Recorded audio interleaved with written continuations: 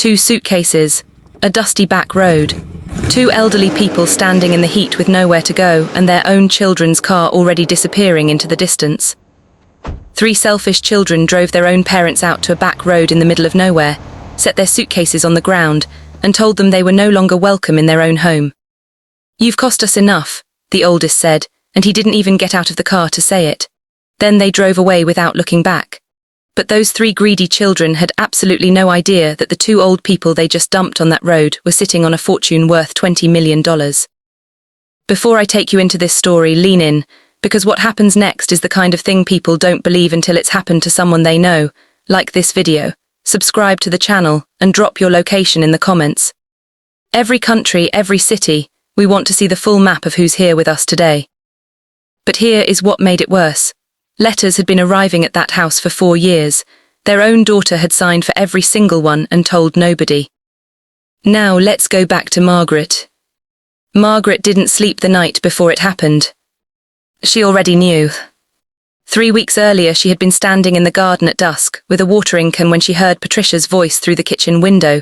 Calm, quiet, the way Patricia sounded when she had already made a decision and was simply informing the room. "Once they're gone, we move on the deed." Margaret had stood very still. She finished watering the plants.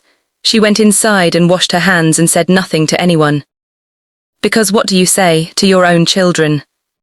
So she got up before dawn and did what she had always done when the world was falling apart.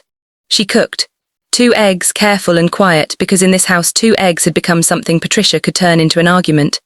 Medication lined up in the right order. The larger plate for Samuel, the smaller for herself, the way it had always been, the way she had never once thought to question. She was at the stove when she heard Derek's car. Before 6 in the morning. 40 minutes away and here before 6, her eldest son who had never once arrived uninvited before breakfast in his entire adult life. So it's today, she thought. She did not turn around. All right, so it's today. Patricia appeared in the doorway, already dressed, already holding a folder thick enough to mean someone had been preparing this for a long time. She set it on the counter. She said there was going to be a family meeting. She used the word transition. Transition. Margaret had spent 3 weeks turning that word over in her mind, ever since the night she heard her daughter's voice through the kitchen window planning what came after. She picked up Samuel's plate and walked down the hall without another word. He was already awake, already reading her face the way he had done for 47 years. She set his plate on the nightstand. He reached out and took her hand, and then with the other hand he picked up his fork. Because Samuel Harold had never once in his life left Margaret's cooking untouched, and he was not going to start today. He didn't ask, he already knew too. Outside in the living room, footsteps, the front door, her 3 children gathering. Margaret looked at Samuel, Samuel looked at Margaret. She let go of his hand, straightened her dress, and walked back down the hall toward the voices of her 3 children. The ones who had already packed her bags and were now just waiting for her to arrive so the last part could begin. Margaret walked back down the hall slowly. Not because her knees hurt, though they did. Because she was buying time, counting her own footsteps the way she used to count her children's when they were small, knowing their weight, their rhythm, which one it was before she even opened her eyes. She knew all 3 of them now. She had known them before they were born. In the kitchen she washed the pan, wiped the counter, straightened the dish towel on the oven handle because straightening things was something she could still do, still control, still finish. Outside the window the garden held its early morning stillness. The tomatoes, the rosemary, the stone walls Samuel had built with his own hands over 4 long years, every rock lifted and set by the same man who had just taken his medication with trembling fingers and asked her, with his eyes, whether she was all right. She had told him nothing important. That was a lie. From the living room, voices, low, deliberate, the particular murmur of people who stop talking the moment they hear footsteps. She had raised these 3. She knew exactly what that silence meant. It meant decisions had already been made. It meant whatever was about to happen in that living room was not a conversation. It was an announcement. Her back hurt, her hands ached. Her own eggs sat untouched on the counter, gone cold. And somewhere in her chest lived a feeling she had no clean word for, not fear exactly, not grief exactly, something older than both. The feeling of a person who has already seen the shape of what is coming and understands with terrible clarity that seeing it did not give her the power to stop it. She straightened her dress. She walked to the living room doorway and looked at her 3 children and folded her hands. And that was when she noticed the suitcases. 2 of them, already packed, already waiting, side by side against the wall behind Kevin's legs, positioned there carefully, deliberately, by someone who had come to this house before breakfast not to have a conversation, but to finish one that had already been had without her. They had packed her bags for her. They had decided and packed and arrived, and all that remained was for someone to say the words out loud. Margaret looked at the suitcases. She looked at her children. She kept her face exactly as still as she had kept it for the past 3 weeks, since the night she stood in the garden with a watering can and heard her daughter's voice say, "Once they're gone, we move on the deed." "Sit down, Mom," Derek said. "We need to talk." Margaret sat down. She looked at her children and she waited, and she understood with cold and absolute certainty that before this day was over, she and Samuel would be leaving this house for the last time. Derek stood by the window. Not sitting, standing, hands clasped behind his back, the way he stood in boardrooms when he wanted everyone to know who was in charge. He had his father's height and none of his father's reasons for using it. Patricia sat at the table with the folder already open. Kevin was on the couch, eyes down, a man doing his best to be furniture. Derek began. He used the word sustainable 3 times, realistic twice. He talked about transitions and arrangements and what's best for everyone going forward, and Margaret sat and watched his mouth move and thought, he practiced this. He stood in front of a mirror somewhere and practiced this, the same way he always had, because Derek had never once in his life been willing to say a hard thing without rehearsing it first. Patricia slid the folder across the table, cost breakdowns 2 columns. Samuel said quietly, "When did you discuss this?" The look passed between Derek and Patricia so fast that most people would have missed it entirely. A flicker, half a second gone, a look with history in it. A look that said, "We knew he'd ask that." Margaret caught it. She had spent 47 years reading faces. She said, "All right." Samuel turned sharply to look at her. She did not look back. She kept her eyes on Derek, hands folded, face giving nothing away, and she felt Samuel trying to understand what all right meant in her mouth at this particular moment. She did not explain, not yet. Later, in the garden, she found out the rest.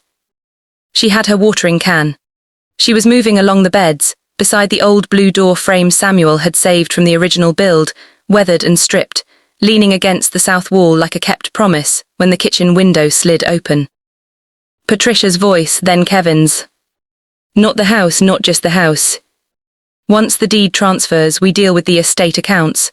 Derek already has a solicitor." "What about the letters?"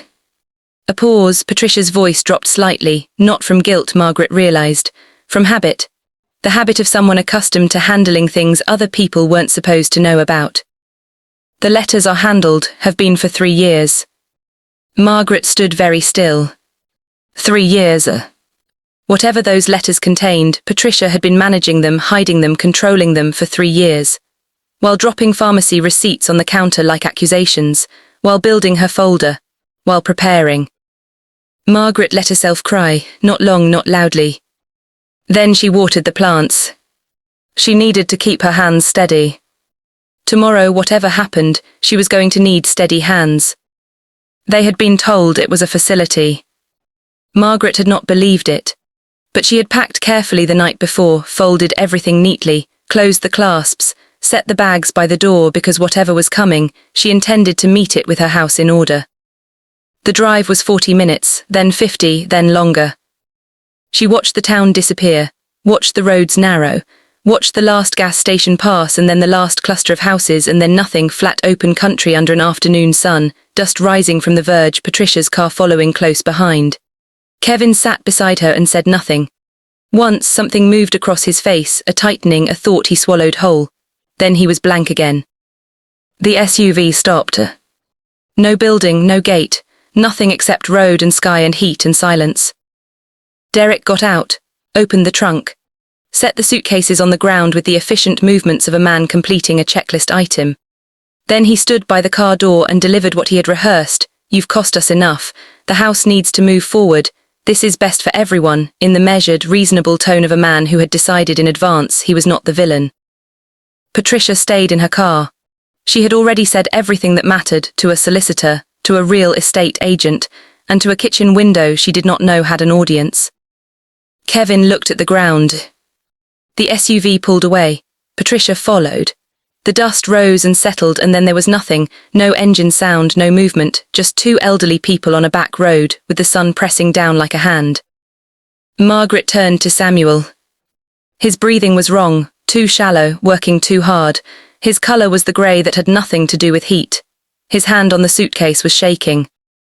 "Sit down," she said. Not yet, jaw set, back straight, refusing to collapse on the road his children had chosen for this. Samuel, quiet, absolute, sit down now.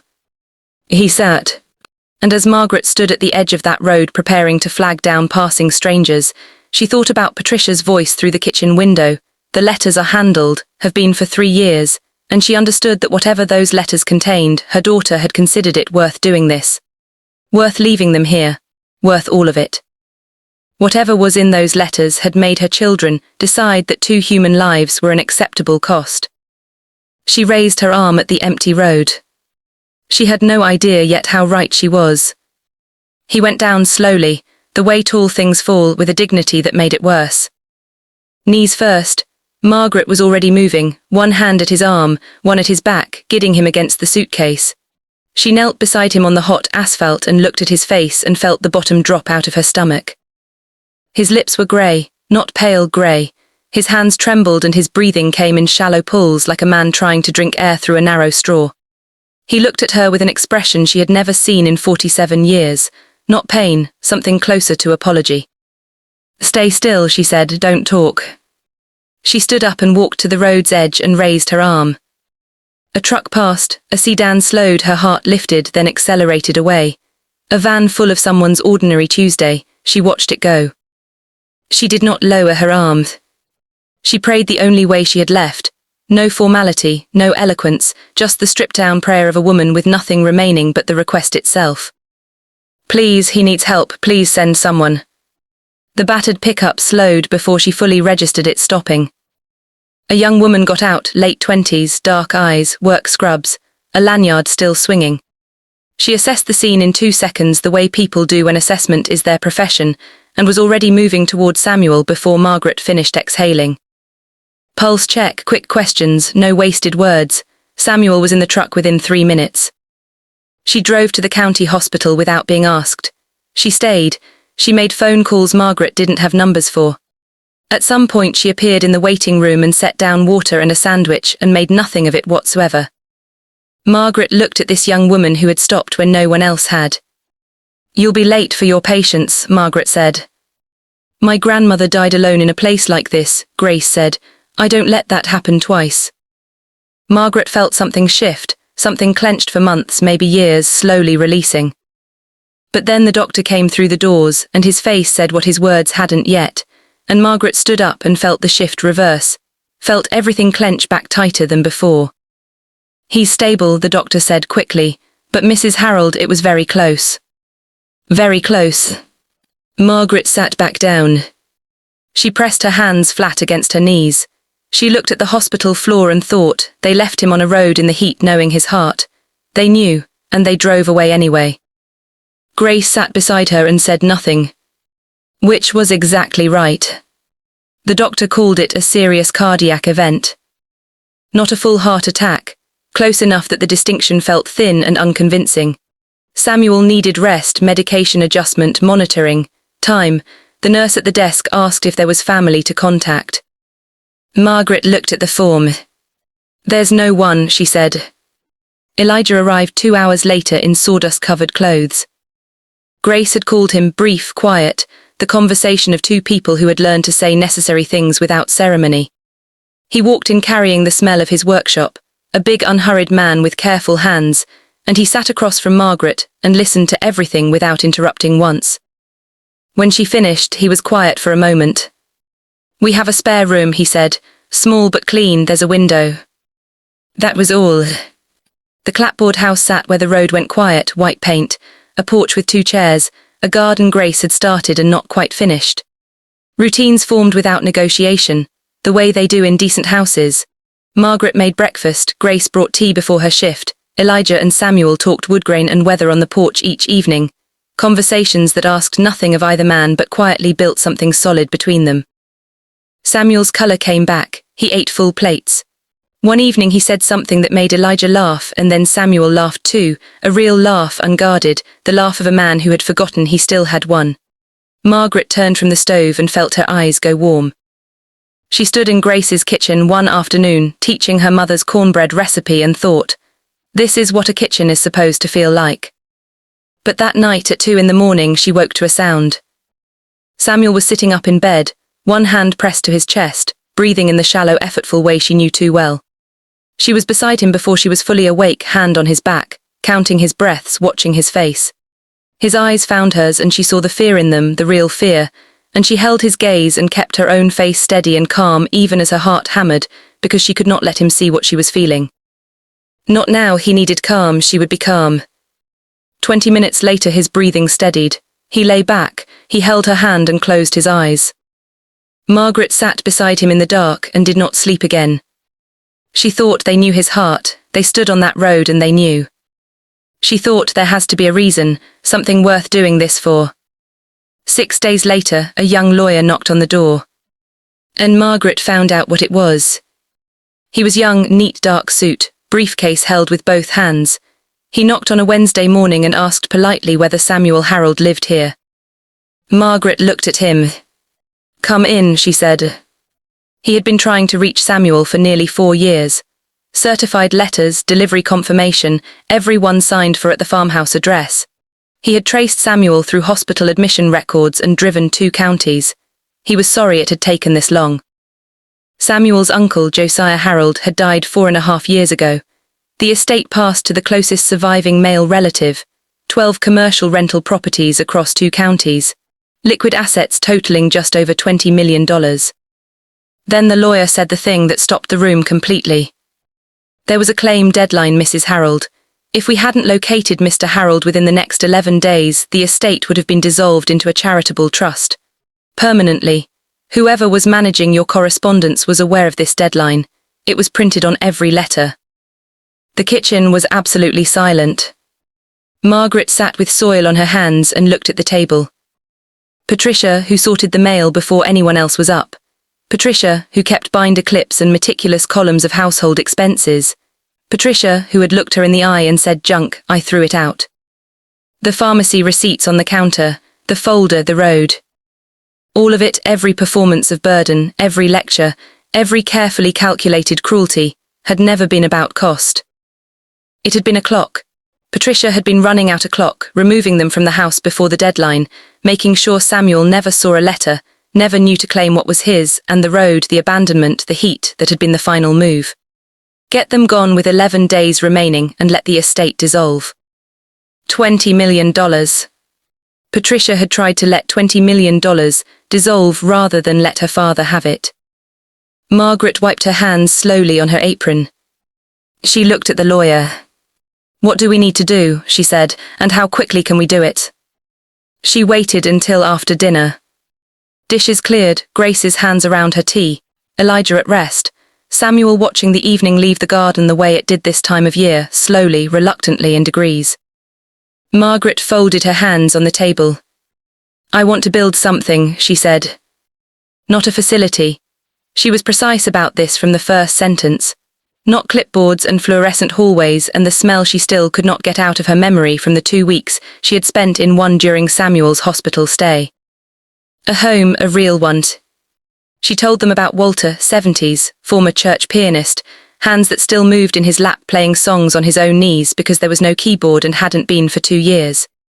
She told them about Edna, retired school principal, sharp as anyone in any room, still reorganizing every communal space she was allowed near, a woman built to run things with nothing left to run. She told them about Clarence, old farmer, soil permanently under his fingernails, who told anyone who would listen about the garden he used to have with the specific grief of a man mourning something irreplaceable. 3 people with everything left to give and nowhere to give it. The properties could fund it. 1, a large old house on a wide lot 2 miles from town, could become it. Elijah could renovate. Grace could build the care structure. Margaret would handle everything else. She stopped talking. She looked at Samuel. He was watching her with the expression she had seen exactly once before. The day he finished the farmhouse and stepped back from the last wall with paint on his hands, and the quiet amazement of a man who had made something real out of nothing but will and time. Yes, he said that. It did not go smoothly. The first contractor pulled out in week 3. A permit problem stalled them for a month. There was a week in the middle when Elijah came to dinner quiet and grim, and Margaret wondered, for the first time, whether the whole thing was going to fail, whether this idea born at a kitchen table was too large, too complicated, too much for 4 ordinary people to build. Then Elijah came home on a Friday with the permit approved, and a new contractor, and something resolved in his face. They kept building. Margaret visited Walter and Edna and Clarence one at a time, and asked not what she could do for them but what they wanted. Clarence wanted a garden, Walter wanted a piano, Edna wanted to be useful. The front door they painted blue, the exact shade Samuel had chosen for the farmhouse 40 years ago, mixed from memory, matched until it was exactly right. They called it Harold House. And 11 days after the doors opened, the black SUV came back. She heard the engine first. Kneeling in Clarence's garden, hands in the soil, and her body knew the sound before her mind caught up. The same low roll, the same engine, the sound she had stood on a back road and listened to as it grew smaller and disappeared into dust. She did not stand up immediately. She finished what she was doing. Derek got out first, arms open, smile in place. "Mom, we've been looking everywhere for you." Behind him, Patricia's eyes moved across the property, lot, structure, porch, garden, the automatic calculation of a woman who assessed value the way other people breathed. Kevin came last, hands in pockets, eyes on the ground. The same ground he had studied on a dusty road while his parents stood beside their suitcases. Margaret led them inside unhurried, through the blue door, down the hall, into the common room where Walter's piano sat against the wall and Edna had arranged the furniture with her customary authority. She gestured to the seats. She did not apologize for making them wait. Samuel appeared in the doorway, leaning on his stick but standing, and he looked at his 3 children with an expression that had travelled through anger and grief and arrived somewhere harder and quieter than either. He said nothing. He didn't need to yet. The performance lasted 4 minutes. Patricia ended it, folder from her bag, as though it had been there the whole time. Family assets, legal rights, what's fair? The words landed and lay there in the room like objects no one wanted to touch. Samuel listened until she finished. Then he stood, fully, shoulders back, jaw set, the same man who had refused to collapse on the road, but without the shock now, without the devastation. Only authority. The quiet, immovable authority of a man who has had months to prepare exactly one speech and has decided to deliver it once. He told them what they did, step by step. The letters, certified mail, 4 years, everyone signed for, the deadline Patricia knew about and had been managing. The real estate agent she had already contacted about the farmhouse. The solicitor Derek had retained before the conversation in the living room ever happened. The fraud, documented, on record, already in the hands of people whose job was to act on it. He told them what it cost. He told them to leave. Derek argued. Samuel looked at him and repeated himself once at the same volume and did not speak again. Patricia stood and walked out without looking at anyone, not her father, not her mother, not the room she had calculated and coveted and schemed to own. Just out. Derek followed, already recalculating, already building the next approach. The door closed. Kevin did not move. He stood at the threshold and he turned and he looked at Margaret. Really looked for the first time in longer than she could name, and she saw the shame in him, raw and insufficient and real. Behind the shame, just barely, something else. The boy who used to sit on her kitchen floor while she cooked. Who fell asleep in her lap during thunderstorms with absolute trust. Who had known better every step of the way and had chosen, again and again, to say nothing. "Mom," he said. She looked at her youngest child for a long moment. "I know," she said. He left. Margaret stood in the quiet room. Walter's piano was still.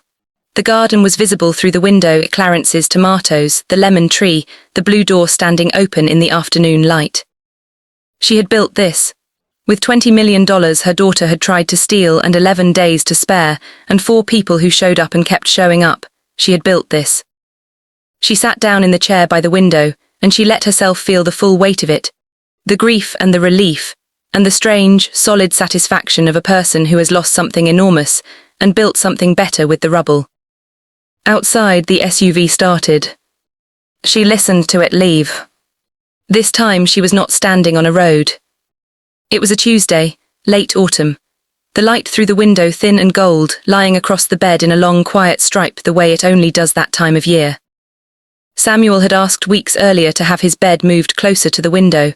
He wanted to see Clarence's garden. Margaret had not asked why. She understood. A man who had spent 4 years building something with his hands wanted at the end to watch things grow. The lemon tree from Grace and Elijah's yard was visible from the pillow.